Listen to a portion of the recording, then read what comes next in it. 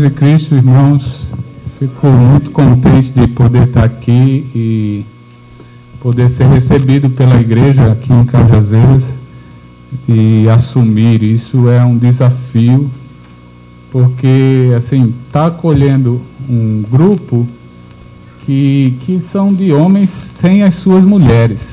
Então, os homens sem as suas mulheres é um desespero.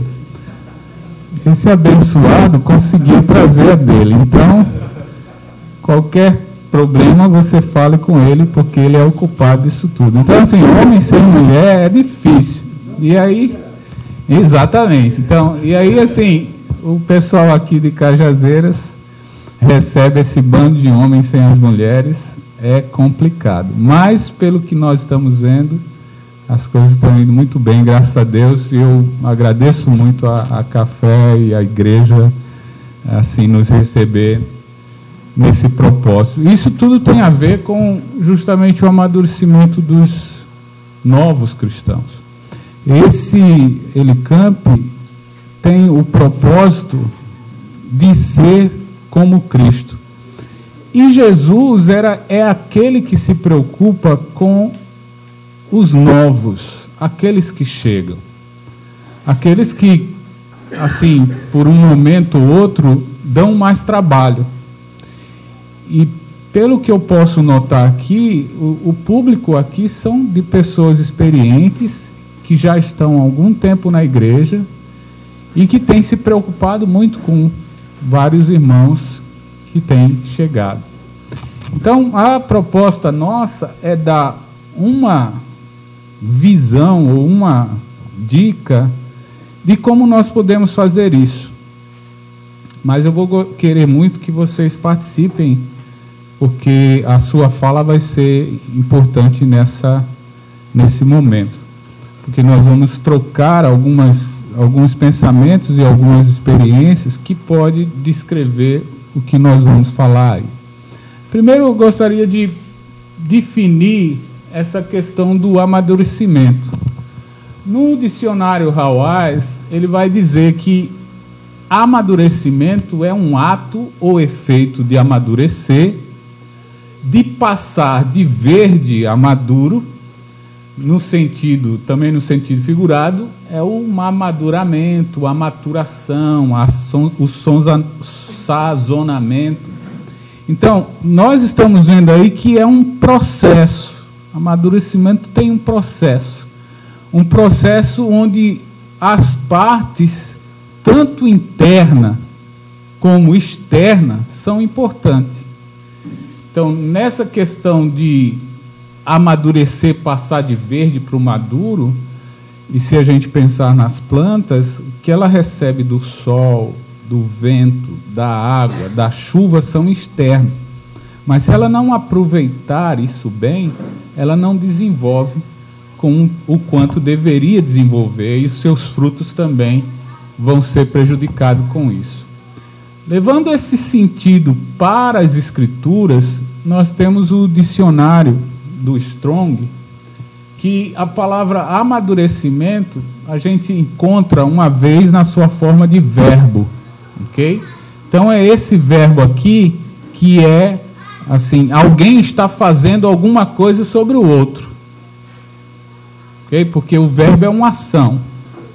Então isso quer dizer que, se você pegar a ideia de que há uma participação tanto de fora quanto dentro, você está envolvido no processo de amadurecimento daqueles que são novos convertidos.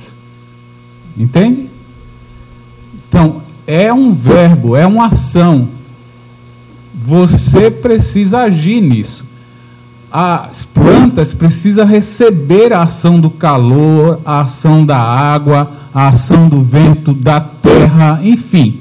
Uma série de coisas externas que faz com que ela, aproveitando isso, desenvolva dentro de si o seu processo de passar a seiva, de conseguir formar e fazer a fotossíntese e aí por diante. No caso das Escrituras, a mesma coisa. O agente somos nós. Aquele que vai fazer com que quem nós vamos aplicar esse amadurecimento possa, de fato, desenvolver e produzir. essa palavra, ela é formada por dois termos, né? Um termo é esse primeiro aqui, né? O telos, que ele tem um sentido de terminar, de cessar, de você ter que começar e cumprir o processo. Se é um processo, tem um começo, um meio e um fim.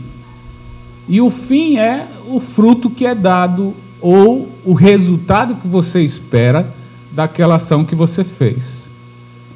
Ok? Então, é carregar, literalmente essa palavra seria carregar até o fim. Levar até o fim. Estar com ele até o fim. Se nós pudéssemos pensar numa palavra para isso, seria o quê? Uma palavra que o Betinho gosta muito? Você gosta muito dessa palavra nas Escrituras? Discípulo. Que aí a gente usa esse processo de pegar a pessoa e levar até o fim para que ela dê o resultado. Então, isso é óbvio na igreja. Você não pode começar e não terminar esse processo de amadurecimento daquele que entra. Porque ele vai amadurecer mediante a ação sua nele. Pegando a metáfora das plantas, ela só vai desenvolver se tiver ação. Se você pegar uma planta e colocar dentro, não dar sol para ela, você vai saber que ela não vai desenvolver. O sentido é o acompanhamento. Exatamente. É preciso estar, é preciso carregar até o fim. Se não fizer isso, não vai dar resultado. Então, só pela definição da palavra, a gente já começa a perceber a minha parte nesse processo. Então, nós que estamos nesse trabalho, na igreja, há tanto tempo, vendo irmãos chegando, se convertendo, entrando nas águas, nascendo de novo, sendo uma nova criatura, nós estamos completamente envolvidos com o desenvolvimento, o amadurecimento dessa pessoa. Jesus foi assim. Se nós quisermos ser como Jesus, na igreja que é dele, nós precisamos entender que nós estamos inseridos completamente nesse processo. Depende de você. Pode passar. Pois não. Esse processo não tem um fim, é uma constância. Nós vamos chegar nesse sentido, porque é preciso saber que fim você quer do novo convertido. Okay? Lógico, é um fim como se a gente dissesse uma espiral, né? Você começa e chega onde você quer, e começa e chega onde você quer. Nós vamos falar sobre isso. É, isso. Nesse sentido. Betinho falou. Então, uma outra palavra, porque assim, a Bíblia ela tem várias versões. Então, ela traz várias palavras para um mesmo significado. Então, você tem edificação, edifício, edificar, maturidade, construção, construir, perfeição. E o aperfeiçoamento, por exemplo, que tem esse termo em Efésios 4, já é uma outra palavra no original, mas ela traz o mesmo sentido. Naquelas 4 questões ali em cima, 4 palavras ali em cima, assim, nós conseguimos ver uma coisa em comum, que é o que nós falamos anteriormente: um começo, um meio e um fim. Jesus já falou sobre essa questão de construir, não é? Lembra isso? Qual é aquele construtor que vai construir uma casa, não se senta e vê se consegue terminar e tal, para de repente não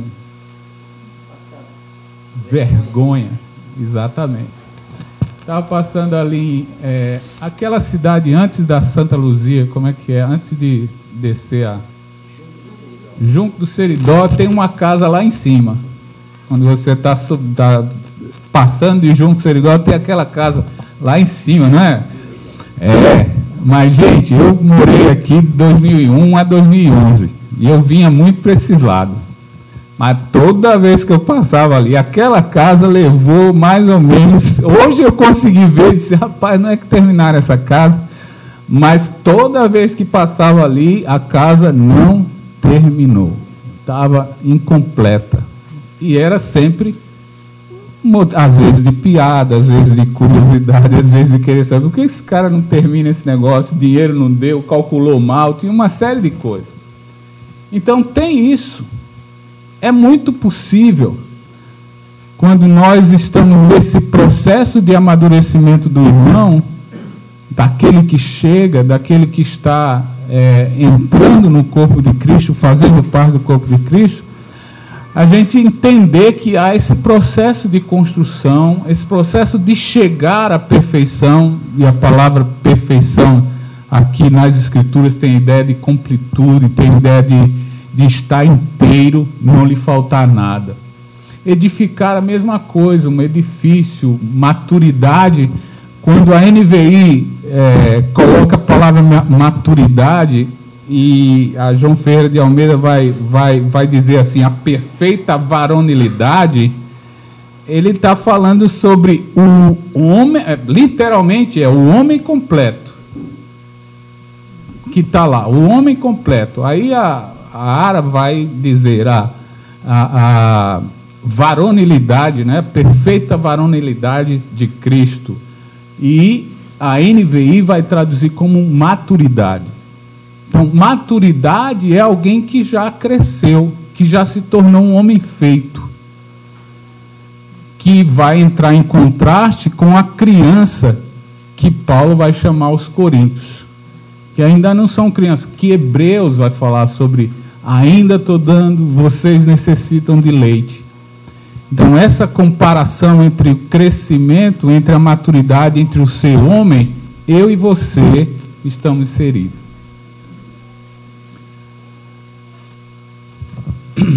Pode passar.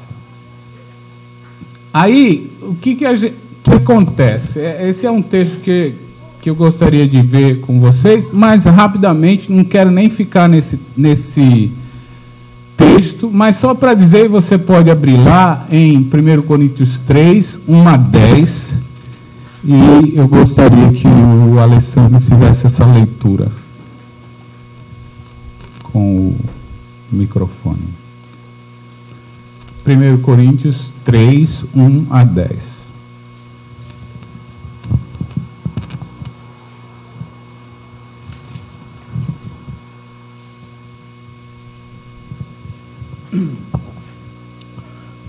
Coríntios, capítulo 3, versículo de 1 a 10. Só deixa todo mundo chegar lá. Presta atenção, tá vendo ali, ó, uma lista ali é uma tabela, precisa completá-la. O que vai acontecer? É aí que eu quero que você me ajude. Porque quem vai escrever pode ser você, mas aí nós vamos ouvir. Nós vamos ouvir a leitura. E nesse acompanhamento, você tem que pontuar quem faz o que nessa história. Ok? Então o exercício é esse, entendeu?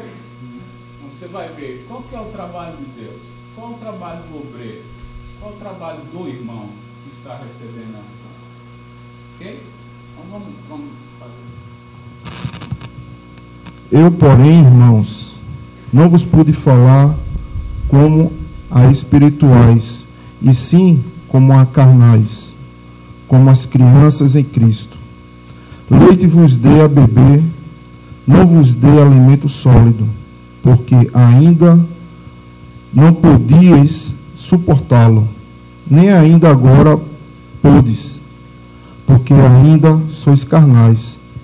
Porquanto, havendo entre vós ciúmes e contendas, não é assim que sois carnais e andas segundo o homem? Quando, pois, alguém diz, eu sou de Paulo, e outro, eu sou de Apolo, não é evidente que andas segundo os homens? Quem é Apolo e quem é Paulo? Servos por meio de quem crestes, e nisto conforme o Senhor concedeu a cada um. Eu plantei, Apolo regou, mas o crescimento veio de Deus. De modo que nem o que planta é alguma coisa, nem o que rega, mas Deus que dá o crescimento. Ora, o que planta e o que rega são um, e cada um receberá o seu galardão, segundo o seu próprio trabalho. Porque de Deus somos cooperadores, lavoura de Deus, edifício de Deus, sois vós. Versículo 10. Segundo a graça de Deus que me foi dada, lancei um fundamento como prudente construtor, e outro edifica sobre ele. Porém, cada um veja como edifica. Ok. E aí? Vamos preencher aí esse quadrinho. Você fala assim, eu acho que o trabalho de Deus é esse. Pode começar. Davi, o que é que você acha? Você pensou em... Tá? Okay. Te dei a chance de ficar mais fácil para você. Porque aquele que fala primeiro tem toda aí uma... Deixei você aí na cara do gol. Ok.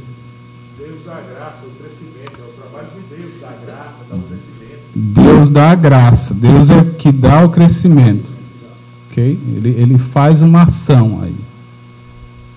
Então, Paulo está usando a metáfora de uma planta. Ok?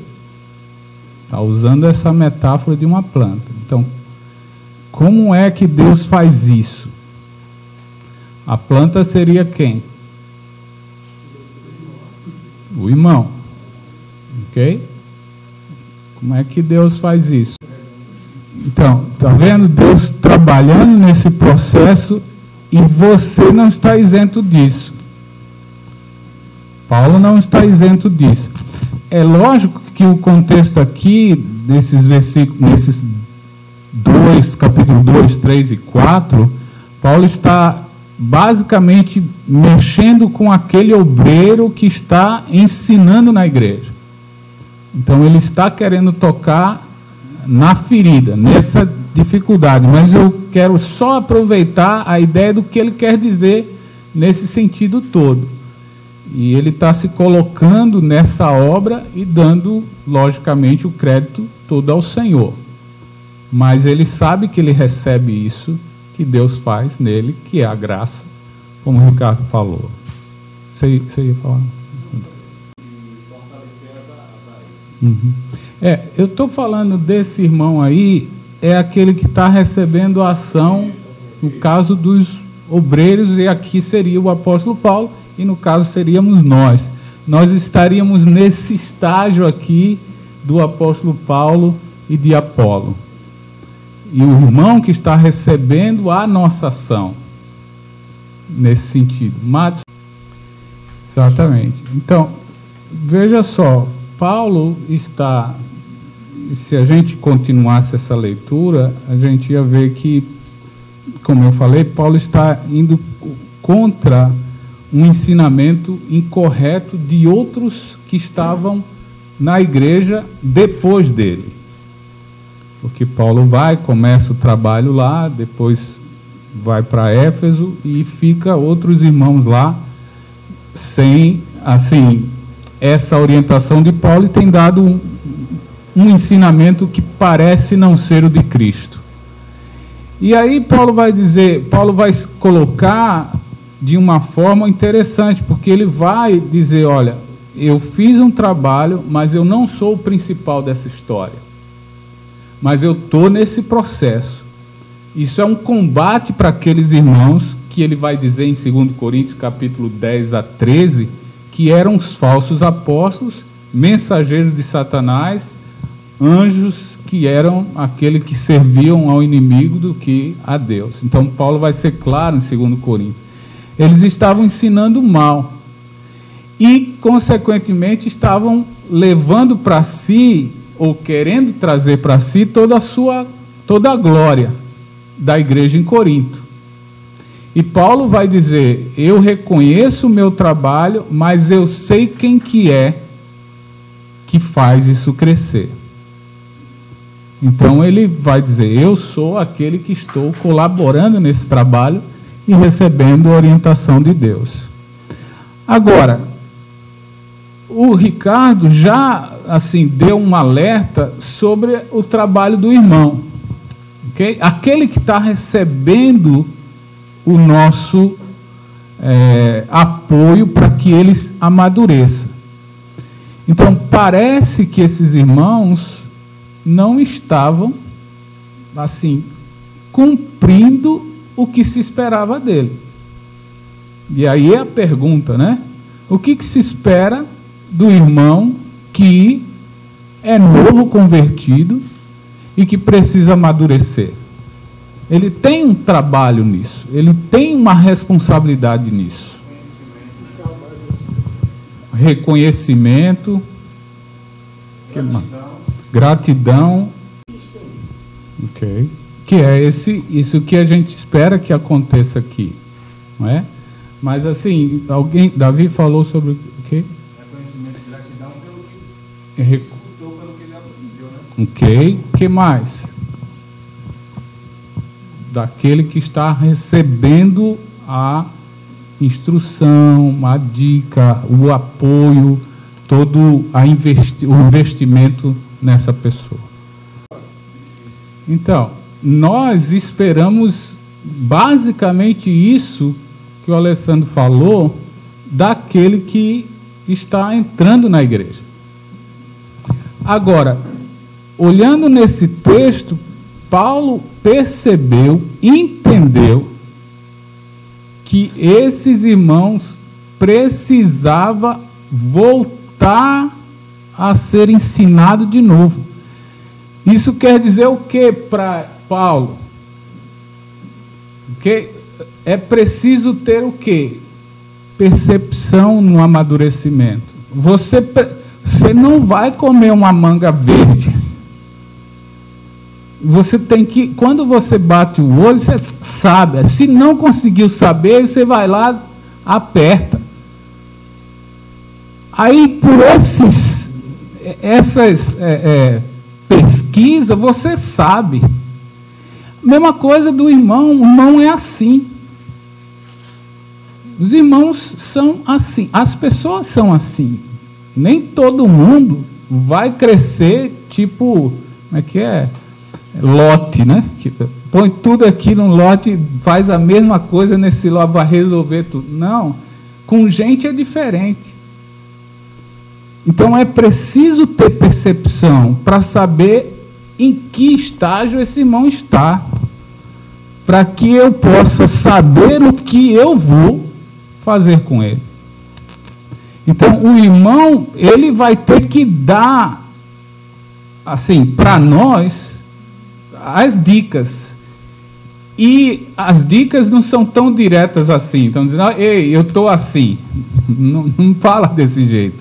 Ele mostra pelas suas atitudes. E é nessa percepção que nós vamos atuando para que haja o amadurecimento. A história do apóstolo Paulo com a igreja em Corinto, nós encontramos em 2 Coríntios. Vai ver o quanto ele teve paciência com aqueles irmãos e conseguiu chegar no final, um denominador comum que deu resultado para aquela igreja. Aqui depois, Matos, Wilson. Porque esse grupo de pessoas que está chegando precisa. E ela tem, nesse caso aqui dos irmãos em Corinto, tinha uma investida negativa. Essas pessoas também, ele vem com a sua bagagem, ele volta para o mundo, ele tem o seu trabalho, ele tem o seu contexto social. Então nós precisamos identificar isso. Precisamos identificar, é um trabalho, amadurecimento é um trabalho de observação e ação. Observação e ação. Jesus foi um homem assim com os seus apóstolos, que eram pessoas diferenciadas. E que ele precisava falar, outro ele precisava esperar, outro ele precisava dar uma força. Então, essas dosagens de atuação precisa ser avaliada e resolvida pela ação. Okay? Então, você tem... É o que nós falamos aqui. Trabalho de Deus no obreiro, e aí o obreiro faz o trabalho de Deus no irmão, e o trabalho de Deus também no irmão. Né? Então, o irmão precisa entender que o Senhor está trabalhando na vida dele. A gente precisa abrir os olhos desses irmãos para ver que Deus está trabalhando na vida dele. Como aquele servo do Eliseu. Olha, tem um monte aí de soldados, vai prender a gente. Aí Eliseu, e a gente não tem como, só eu e você. Eliseu vai lá na frente. Não, você está olhando errado. Vem aqui. Aí Eliseu faz uma ação naquele servo dele. Faz uma ação, e aí quando aquele servo dele sai, aí, realmente. Aí ele vê que tem mais de Deus do que do inimigo. Então, assim, nós precisamos mostrar que Deus está operando na vida dele. O outro texto é Efésios capítulo 4, versículo 11 a 16. Basicamente, nós vamos ver essa mesma coisa. Mas tem algo que é interessante nesse texto e eu gostaria que você observasse. Pedir para o Eric fazer essa leitura.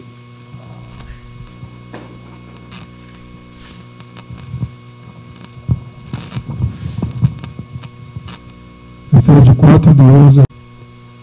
E ele mesmo concedeu uns para apóstolos, outros para profetas, outros para evangelistas e outros para pastores e mestres, com vistas ao aperfeiçoamento dos santos, para o desempenho do seu serviço e para a edificação do corpo de Cristo, até que todos cheguemos à unidade da fé e do pleno conhecimento do Filho de Deus, à perfeita varonilidade, à medida da estatura da plenitude de Cristo, para que não mais sejamos como meninos, agitados de um lado para outro e levados ao redor de todo o vento de doutrina, pela artimanha dos homens, pela astúcia com que induz o erro, mas segundo a verdade em amor,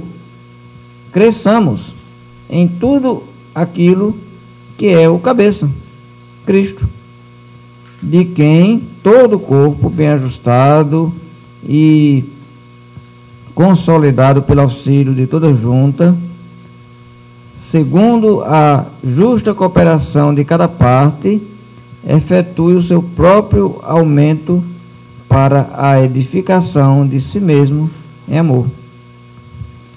Ok.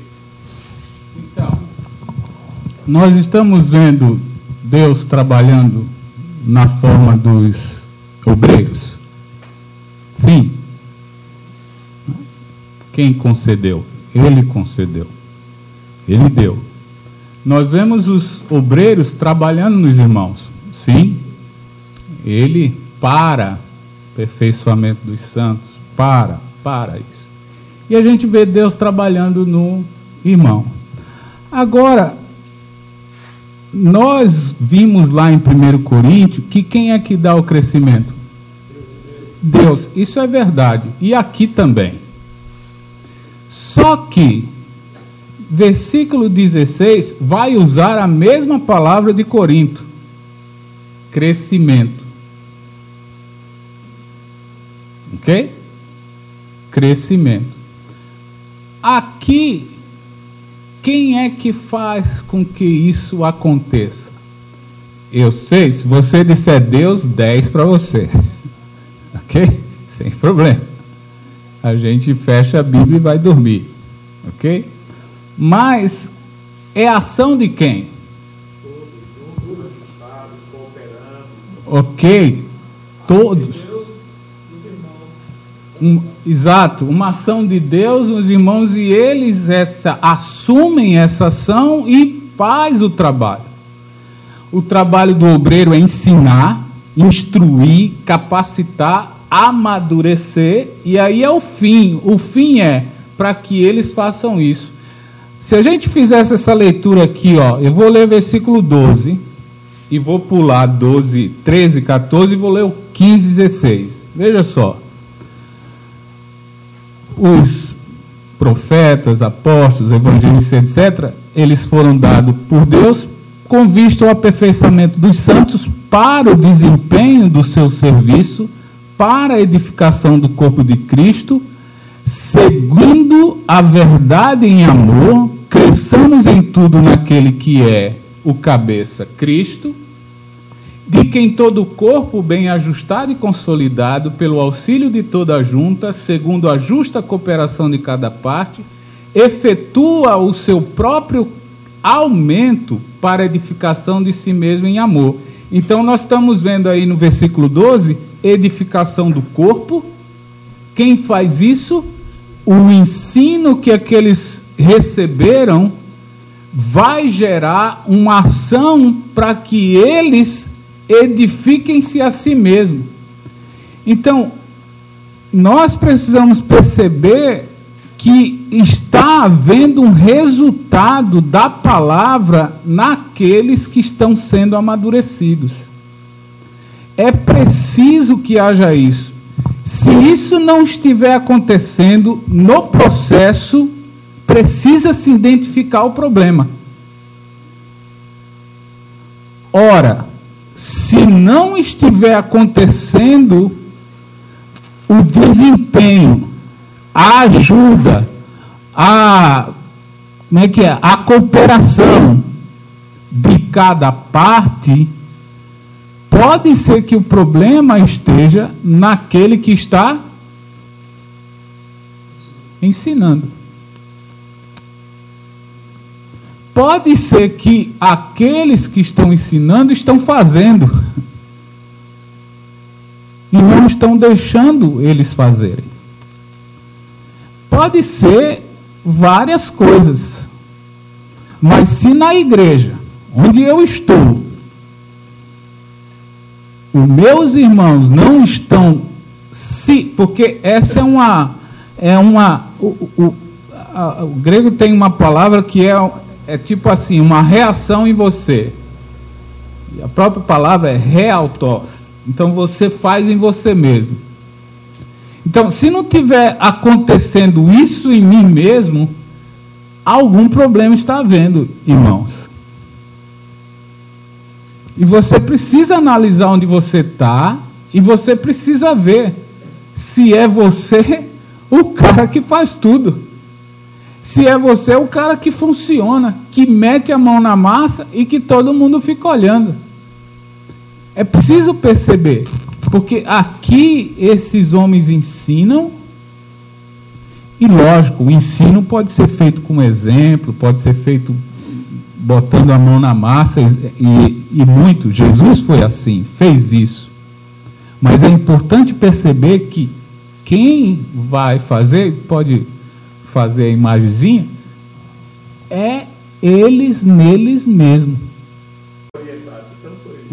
Claro, e essa é uma proposta do Elicamp, né? Uma proposta da gente se ajudar, da gente se assim, animar, ver onde é que nós podemos complementar um ao outro, onde é que a gente pode absorver a necessidade do outro e se ajudar nesse processo. Mas nós precisamos perceber as Escrituras e ver que o apóstolo Paulo está dizendo alguma coisa importante para uma igreja que ele começa desde o capítulo 1 para frente a valorizar demais a igreja em Éfeso. Não sei se por causa da região, não sei por quê, mas ele valoriza essa igreja E ele diz que é importante que aquela igreja esteja crescendo, se edificando e fazendo com que cada parte se sinta que é valioso e importante nesse processo. Aí o que acontece? Como é que nós, estou falando demais, a gente já tem algumas dicas, como é que a gente pode fazer esse amadurecimento? Uma coisa que eu tinha falado era sobre percepção. Saber onde é que está. Isso aqui é um estudo que assim, várias igrejas dos Estados Unidos já fizeram, e esses estudiosos chegam a uma conclusão de que a igreja nasce e a igreja morre. E muitos, é engraçado quando você começa a ler sobre isso, muitos estudiosos, muitos biblistas, eles vão dizer assim, olha, não fique, assim, não esperneie não, vai acontecer isso mesmo, assim, vai morrer e pronto, porque é natural, eles vão dizer, é natural para uma organização humana no sentido assim, é orgânica, é viva. Então, esse é um processo natural, crescer, amadurecer, envelhecer, morrer. Então, tem um grupo que vai falar sobre isso. Então, o mundo religioso, onde nós estamos inseridos, tem uma ideia nesse sentido. Agora, nem tudo a gente pode descartar nesse sentido, porque é uma pesquisa importante e faz com que a gente abra o nosso olho e precise pensar como é que está o negócio. Porque talvez, meu irmão, nós possamos estar em algum estágio desse. Então, uma igreja que tem a sua infância, ela tem visão de crescimento, ela tem muita fraternidade, ela se envolve, ela tem comunhão, ela tem visão, quer crescer. Ela, quando passa a adolescência, ela começa a incluir, a ter ministérios, né? Ela começa, assim, nesse afã de muito, supostamente, divertimento e animação e alegria, eles vão criando serviços, ministérios, uns com os outros, a igreja vai tendo mais comunhão e vai fazendo com que essa visão ainda vá muito para frente.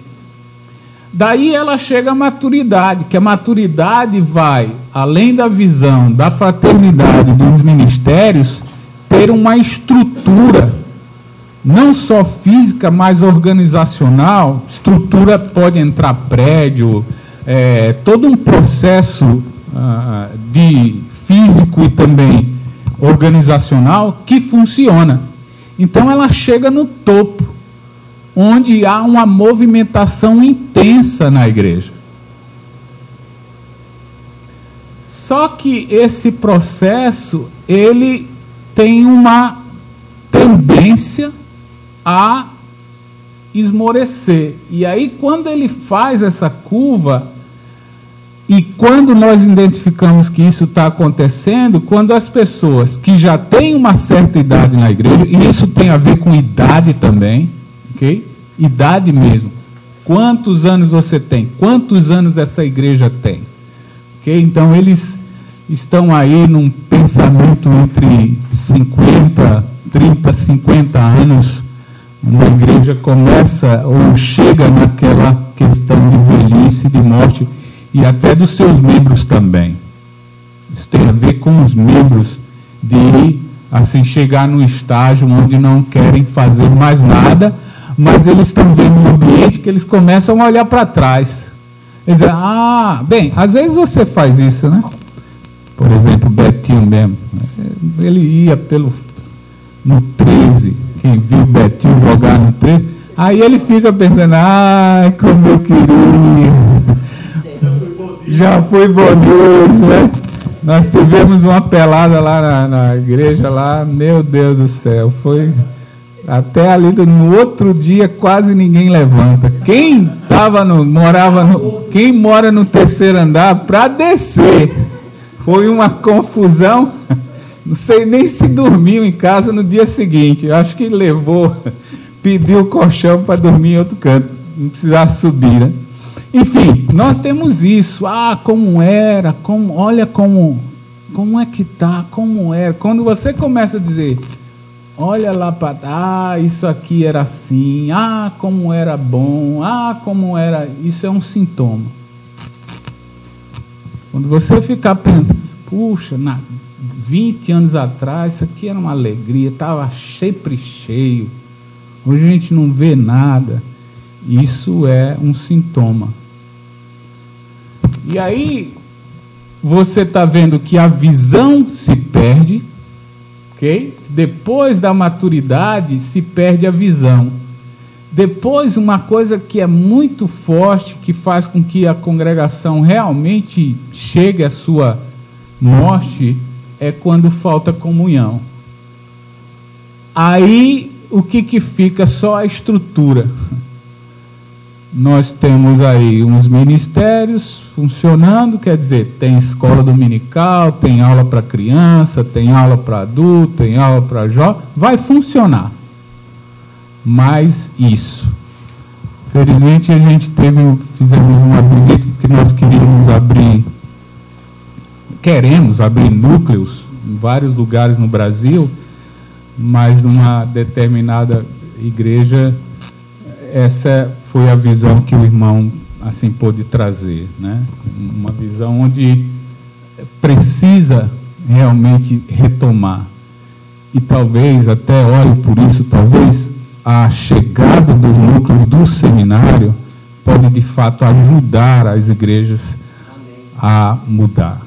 Mas olha, nós temos a visão. A igreja, quando tem a visão, ele sabe onde quer chegar. Nós queremos crescer, nós queremos evangelizar, nós queremos alcançar tal lugar, nós vamos para tal lugar, nós sabemos onde estamos indo.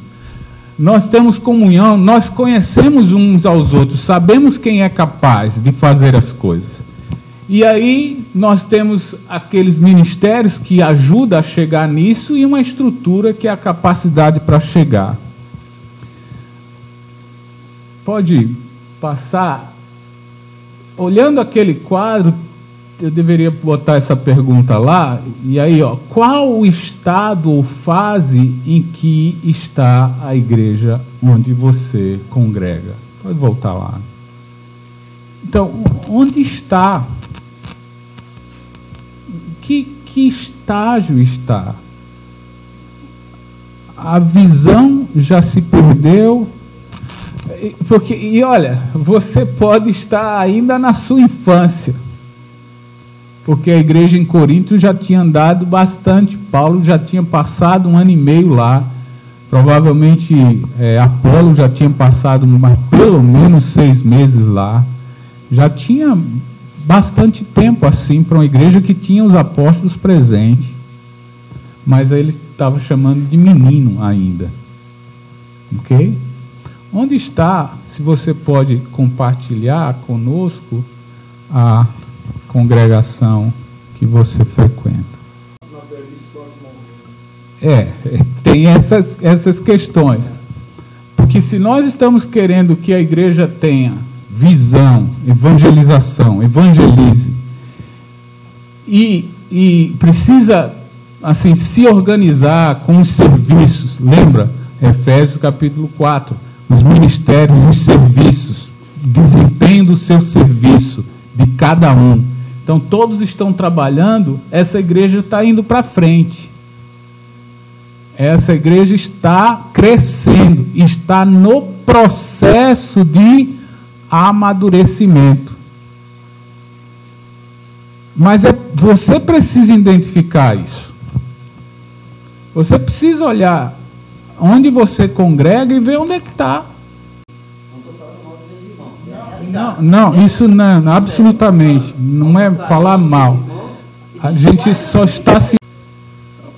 Isso é uma questão interessante. Por exemplo, se eu pergunto para a Randy, se você pensa na igreja, eu falo na igreja, não uma especificamente, mas na igreja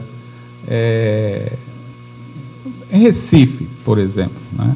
Por exemplo, se você me perguntar, eu vim de São Paulo, e aí quando eu vou lá, é mais fácil, porque você sai, você consegue voltar e você já bate no olho, e é difícil. E eu consigo ver um declínio muito forte da igreja na cidade de São Paulo. Não estou falando nem no grande São Paulo, mas na cidade de São Paulo.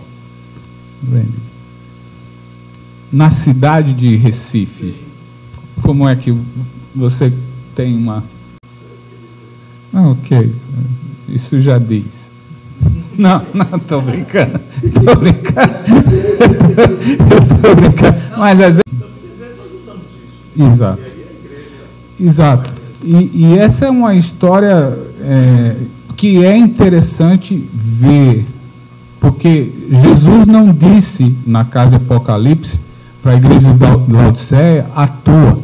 Provavelmente aquela igreja estava ali já para morrer, proforme, tinha tudo lá, os irmãos estavam lá, a reunião estava lá, tudo estava lá, mas ele vai dizer, olha, vocês precisam se tocar, vocês precisam ver onde vocês estão, para que haja, aí pode,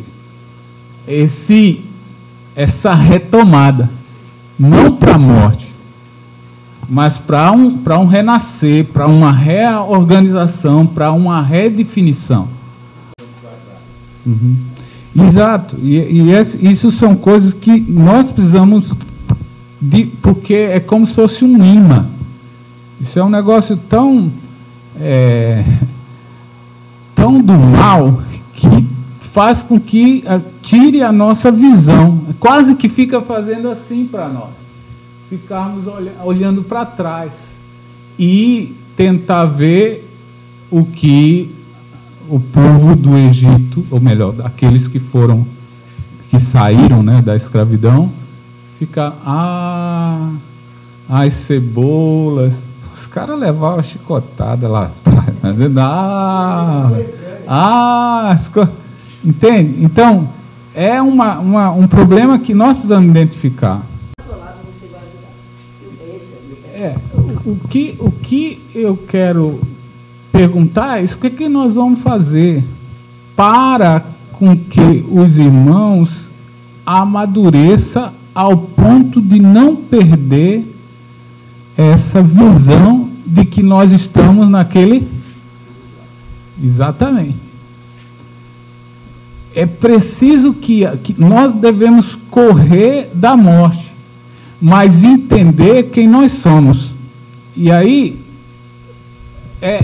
isso são identificações interessantes sobre a questão da velhice de uma igreja. Então, alguém lê para...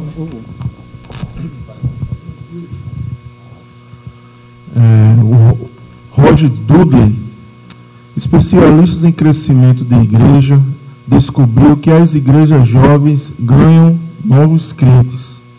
Para continuar? Certo. Igrejas onde a maioria dos membros foram batizados há mais de 20 anos não crescem. As igrejas que crescem têm uma boa proporção de membros recém-convertidos. Esses novos convertidos são os melhores ganhadores de alma, porque eles têm uma rede de contatos de pessoas que não são membros da igreja, e frequentemente o novo convertido, no seu primeiro amor, é mais ativo em dizer aos seus amigos o que o Senhor fez por ele. Isso parece ser uma verdade. Mais uma vez, é uma pesquisa nesse livro que ele vai dizer como fazer crescer a igreja. Gente, parece que o ponto está no novo convertido. Aqueles que a gente deixa quando batiza, é lá o ponto. É ele que vai fazer com que haja esse renascimento. reconhecimento, essa redefinição. Aí nós perdemos muito tempo, e aí eu queria ter um ditado nordestino, mas eu não vou conseguir. Eu queria ter muito tempo, né? Eu perco muito tempo com aquilo que não vai dar. Não é que eu não vou perder, não é que eu não vou, mas a minha investida nesses irmãos mais velhos está me tirando energia daqueles que de fato precisam e vão ajudar na renovação desse antigo. Então, quando você faz um trabalho com os novos convertidos de uma forma ativa, atuante, você não só está atuando neles, como está fazendo com que aquele atue em outros. Então, é muito importante você ter aquela pessoa que, e eu falo pessoa, não pense em uma, mas naquele grupo que você pode se dedicar para ele. Que você faz com que esse esforço gere um trabalho de envolvimento de todos. E, assim, nessa história, a gente vê a importância de enfatizar o trabalho com os novos convertidos. Então, aí o processo do PVCA. Que, como você fala, né? Menos novos convertidos, né? A gente não entender que são pessoas jovens, né? exatamente. Menos novos Exatamente. E esses novos convertidos, ele tem um leque de conhecimento, que é por ele que você pode trabalhar. Eu lembro que quando eu estava em João Pessoa, nós fizemos uma vigília, e a vigília era interessante porque nós trouxemos uns papéis, colocamos uma caixa e a gente pediu para cada irmão escrever 5 pessoas, a gente pediu 5 pessoas que você pode entrar na casa dessa pessoa sem ser convidada e pode levar outro. Então, por exemplo, né, você pode ir na minha casa, né, e levar outra pessoa que vai entrar. Você tem amigo que pode fazer isso, não é? Você tem amigo que pode fazer isso. Que você pode chegar sem ter ligado para ele, pode levar outra pessoa e vai entrar. Então, a gente pediu para essas pessoas colocarem 5 nomes cada uma. Nós fizemos uma lista, quase 300 pessoas, que a igreja conhecia de ir na casa da pessoa. Não é assim, para você conseguir 300 contatos entregando folhetos, pela média dá quantos folhetos para entregar? 300 pessoas. Para você ir na casa dele. A média de quanto, né? 1%, né? Enfim, tem uma porcentagem aí baixíssima que você consegue um contato entregando folheto. Com o irmão recém-batizado, você tem esses contatos. Tranquilo. Um outro vai dizer, o Philip Jones vai dizer, se taxas de batismo por 100 membros são usados como uma medida de eficiência para uma igreja, então as igrejas jovens são mais eficientes, pois batizam mais. Então, se essa pesquisa está valendo, então vale para nós. O ponto é, quer renovar uma igreja, comece a evangelizar. Quer fazer com que a igreja saia da nostalgia, saia da sua morte, comece a evangelizar. E se já tem um grupo de jovens, de novos convertidos, comece a investir neles. Porque isso faz com que a igreja, dentro da igreja, renasça. Evangelismo é fundamental para sair da morte. Passe aí, por favor. Enquanto Davi...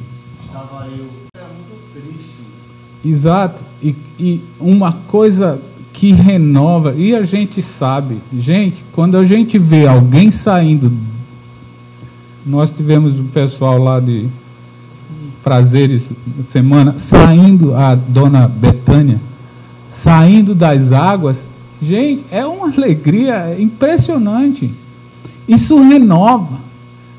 A igreja precisa ver isso, e quando a igreja vê isso, ela se agita, o Espírito de Deus se alegra com isso, e a igreja se alegra com isso, e nós precisamos realmente rever.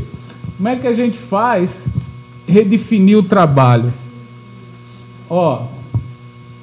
Presta atenção que eu vou dizer para não ser acusado de nova doutrina, né?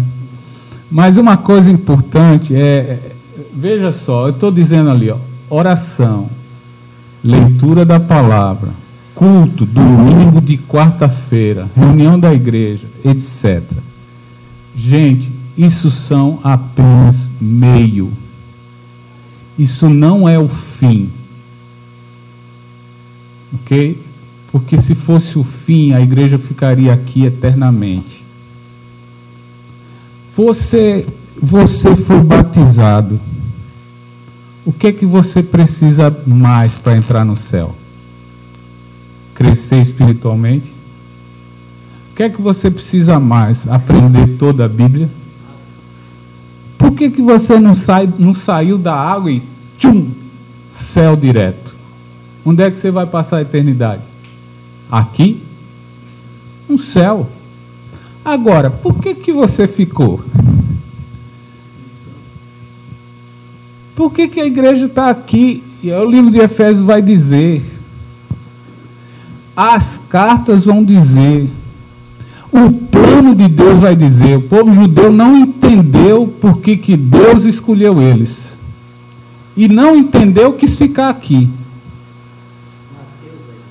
Mateus vai dizer, as escrituras vão dizer. Mas sabe o que acontece? Nós estamos se esforçando para ficar no meio e esquecer do fim. As escrituras falam de oração, é verdade. Fala de oração.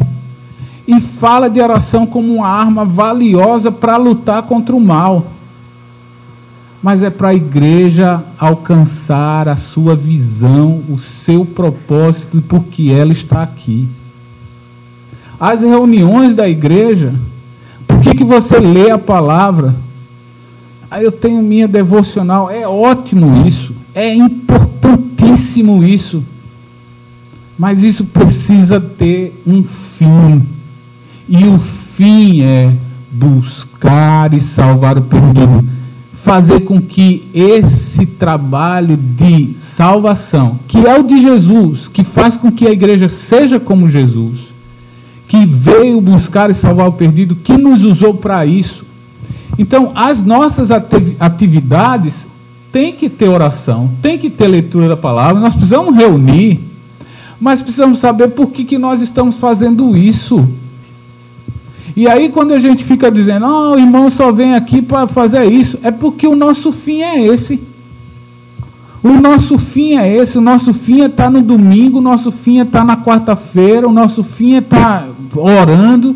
Aí os irmãos vêm mesmo, e só fazem isso.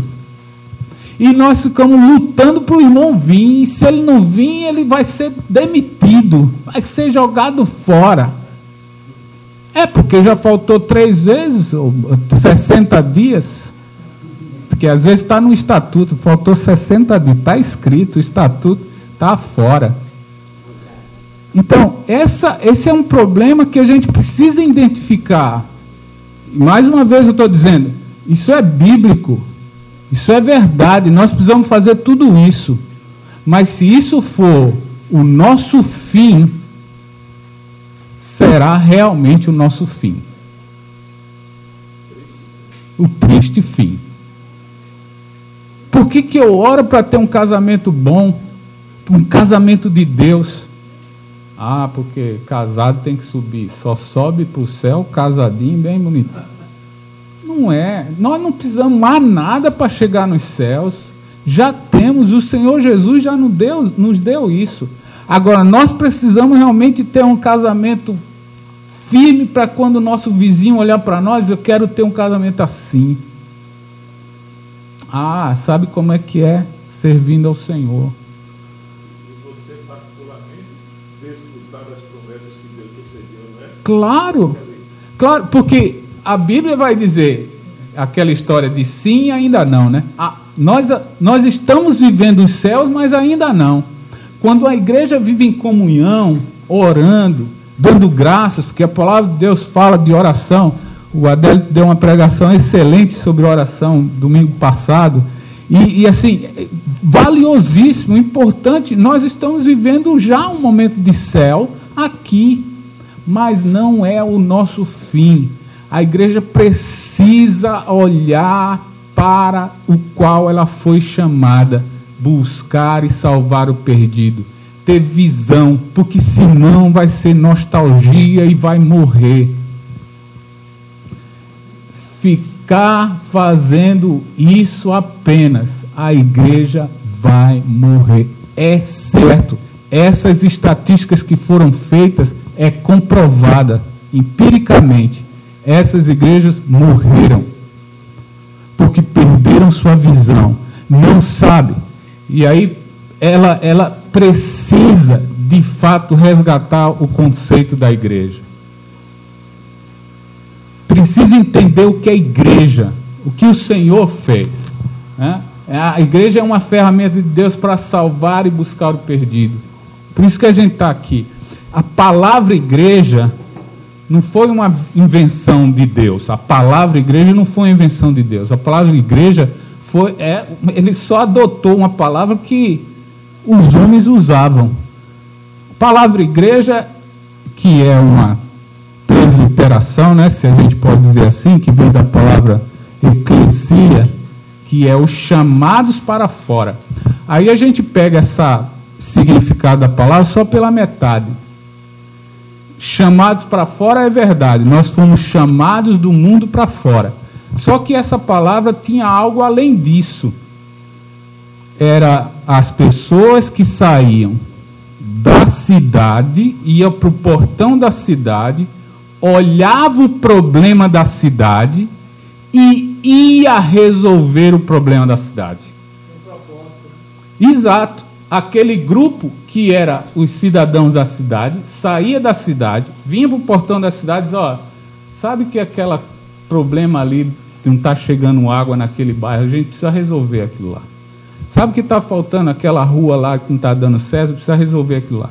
E aí eles saíam de lá, daquela reunião, determinados para resolver as questões. O Senhor pega essa palavra e diz, olha, gostei da ideia. A igreja sai do mundo e olha para o mundo. Qual o problema do mundo?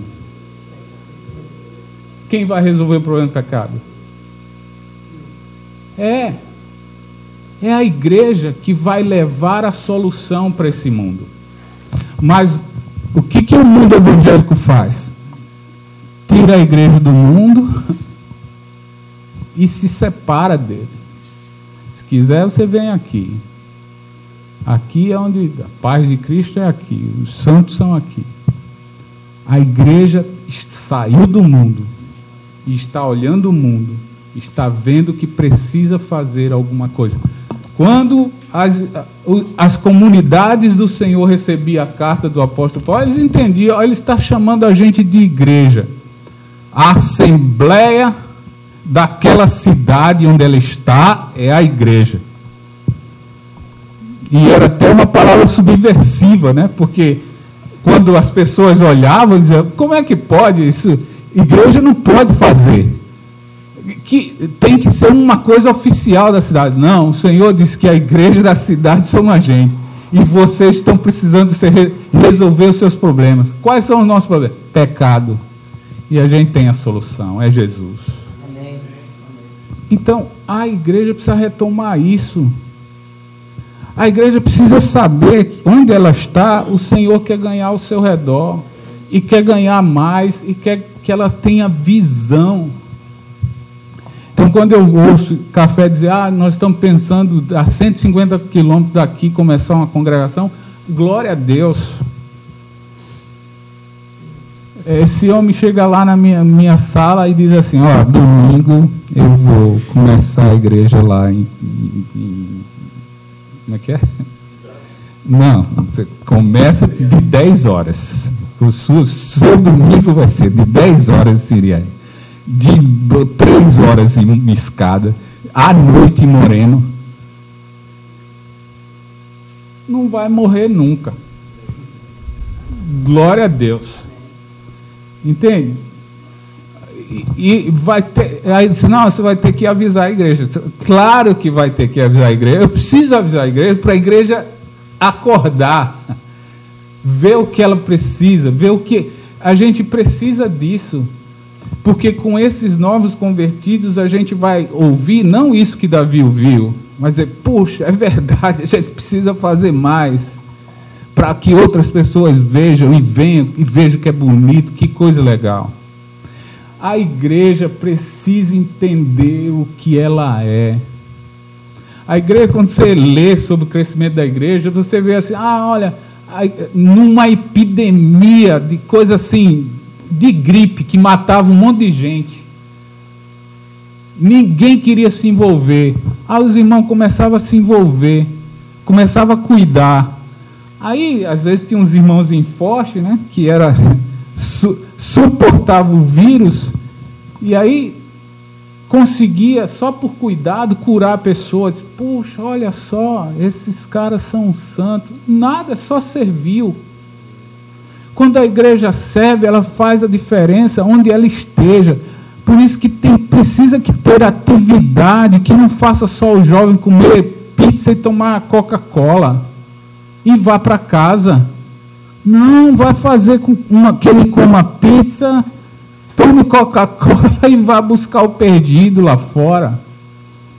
Que a igreja precise sair, precise entender a importância do que ela tem, do seu prédio, da sua turma, enfim, esse conceito de igreja precisa ser resgatado. Passa aí, por favor, porque eu tenho tanta coisa para falar e eu não posso ficar aqui parado. Não deveria, mas termina acontecendo isso, e para mudar essa história, a palavra é fundamental, porque ela não volta vazia. Só que se ela não for, não tem como voltar. Por exemplo, amanhã nós vamos ter um momento à tarde que a gente precisa ouvir dessas coisas. Ouvir como o café tem feito aqui junto com a igreja em Cajazeiras. Ouvir o que você está fazendo para renovar, para redefinir, para fazer renascer. Porque não dá para a gente ficar onde estamos, se é que estamos. Eu estou dizendo só para a gente se tocar. Talvez você esteja na maturidade, e nessa maturidade você tem que tomar cuidado para não cair, mas sim para se redefinir. Mas Jesus foi assim. Jesus foi um homem que enviou os 12 e disse, vai e fala para eles, vocês têm que fazer isso. Assim, capítulo 10, né, de Mateus, capítulo 10 de Lucas, quando ele via os 70, quase que as mesmas falas do que ele disse para os 12, ele disse para os 70. Ok? Assim, eles, capítulo 10, Atos, seriam testemunha na Judéia, Samaria, os confins do mundo. Então, era esse o alvo de Jesus, testemunhar ele, e essa era a mensagem. O pessoal saía assim, Jesus é o Senhor, o Salvador. O eunuco vai, Filipe conversa com ele, ele tem um livro lá de Isaías, o profeta, se batizou, vai embora. O que ele vai fazer? Vai dizer para todo mundo que o que ele viu, que aquela pessoa que estava sofrendo em Isaías 53, era Jesus Cristo o Senhor. E se a história é verdadeira, o que se começou na África vem desse homem. porque pelo que sabemos, só ele foi. Então, o Senhor espera que isso aconteça. Paulo, capítulo 20, ou melhor, 19 de Atos, ele fica 2 anos e 3 meses lá em Éfeso. Aí ele vai dizer assim, ó, toda a Acaia, e a Acaia é aquela região onde tem aquelas, toda a Ásia, é verdade, escrevi Acaia, toda a Ásia, Acaia é onde está Corinto e Atenas, toda a Ásia, onde está as 7 igrejas do Apocalipse, a própria cidade de Éfeso, toda aquela região, alguns vão contar quase 8 milhões de pessoas. Se ele foi exagerado ou não, não interessa, mas ele disse, olha, pelo menos quis dizer, nós estamos fazendo com que o evangelho seja ouvido. Lá em Colossenses, ele vai dizer isso, em Colossenses, deixa eu ver aqui, 1:23, vocês alicerçados firmes, não vos deixemos afastar da esperança do evangelho que ouvistes e que foi pregada a toda criatura debaixo dos céus, e do qual eu, Paulo, me tornei ministro. Não sei se toda criatura debaixo do céu ouviu, mas ele disse aqui, e se é verdade, no seu mundo você pode pensar em aí 50 milhões de pessoas. Se você for para 1 Tessalonicenses capítulo 1, versículos 7 e 8, vai dizer assim, de sorte que vos tornastes modelo para todos os crentes na Macedônia e na Acaia, porque de vós repercutiu a palavra do Senhor, não só na Macedônia e Acaia, mas também por toda parte se divulgou a vossa fé para com Deus, a tal ponto de não termos necessidade de acrescentar coisa alguma à igreja em Tessalônica, que ele começa lá na Macedônia. Então, a igreja estava fazendo o seu trabalho de visão missionária, de olhar para as pessoas, de levar o evangelho, de fazer com que esse amadurecimento, que aí é onde que eu digo, amadurecimento é levar a pessoa a conseguir fazer uma outra pessoa em Cristo. Então nós fechamos o círculo.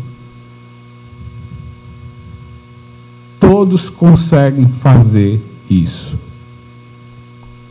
Todos nós que estamos em Cristo podemos fazer outra pessoa chegar a Cristo. E pode ser de vários jeitos. Pode chamar, pode levar você na casa dela, pode abrir a porta para você entrar, uma série de coisas. Mas essa pessoa é importante. Então, assim, Pedro vai dizer na sua carta, irmãos, e nessa questão aí de estar sempre pronto para defender a fé, era justamente naquela questão de, no meio onde eles estão, vocês vão ser perseguidos, e nessa perseguição, vocês vão estar prontos para levar o evangelho para todas as pessoas. 1 Pedro, capítulo 3, versículo 15, ele vai dizer, antes santificai a Cristo com o Senhor em vosso coração, estando sempre preparados para responder todo aquele que vos pedir razão da esperança que há em vós. E aí ele vai falar sobre pregação do evangelho. E ele vai terminar esse texto falando sobre o batismo. Quando foi pregado, quando ele vai dizer sobre os quais no outro tempo foram desobedientes quanto à longanimidade de Deus que aguardava nos dias de Noé, enquanto a preparava a arca, no qual poucos, a saber, 8 pessoas foram salvas através da água. Pedro vai dizer, vós sois raça eleita, nação santa, que é capítulo 2, versículo 9. Vós sois raça eleita, sacerdócio sacerdócio real, nação santa, povo de propriedade exclusiva de Deus, a fim de proclamardes as virtudes daquele que vos chamou das trevas para a sua maravilhosa luz. Como é que nós amadurecemos os novos cristãos? Fazendo com que ele tenha a visão de Jesus, de buscar e salvar o perdido. Nós vamos, de fato, esperar que isso aconteça quando nós pensarmos nisso. Amadurecer o cristão não é dizer para ele, olha a frequência, ele está todo dia aqui. Não é dizer para ele sempre ora, sempre já leu a Bíblia 3 vezes nesse ano. Isso é meio. Quando você completa esse ciclo de maturidade, é quando você consegue fazer com que ele participe na salvação de alguém. De alguma forma, ele pode fazer isso. Quer amadurecer seu irmão, novo convertido, não tem mais, travou. Era só uma... Exatamente. Ensine ele a buscar e salvar o perdido como Jesus. Isso é amadurecer. Isso é amadurecer. Eu sei que a gente já andou bastante aqui, mas eu agradeço pela participação de vocês. Espero que tenha ajudado nesse processo e espero que tenha dado uma visão para vocês sobre esse pensamento. Amadurecer novo convertido é quando ele consegue fazer com que outras pessoas cheguem a Jesus por meio dele. Deus nos abençoe.